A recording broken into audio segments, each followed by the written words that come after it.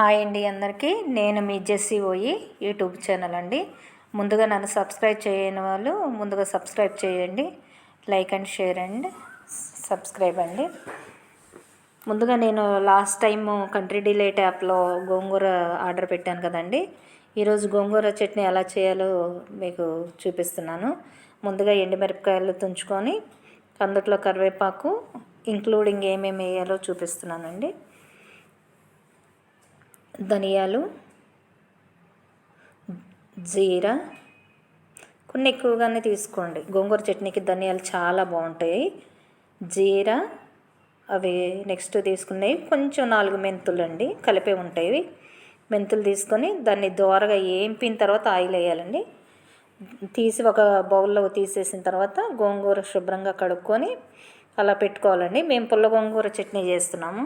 చాలా టేస్టీగా అనిపించింది తిన్న తర్వాత కూడా. అలా కడిగి పెట్టుకున్న గోంగూరని మళ్ళీ తీసేసి కళాయిలో వేసామండి.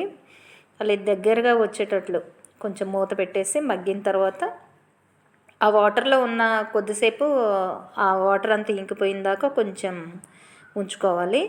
తర్వాత ఆయిల్ వేసి కొంచెం మరగబెట్టుకోవాలి. చూసారా, చాలా అయితే ఆయిల్ వేసామండి. గోంగూరకి ఎప్పుడైనా సరే ఆయిల్లో ఉడకబెడితేనే టేస్టీ ఉంటుంది అన్నమాట. చూడండి ఎంత మెత్తగా ఉడికిందో. ఇప్పుడు గ్రైండ్ చేసినట్లు రోట్లో రుబ్బుకున్నంత చట్నీ వచ్చినట్లు ఉందండి. తర్వాత ఎండుమిరపకాయలు కూడా ఉన్నామండి. సిటీలో చిన్న రోలే ఉంటుంది, మాకు కూడా చిన్న రోలే ఉందన్నమాట.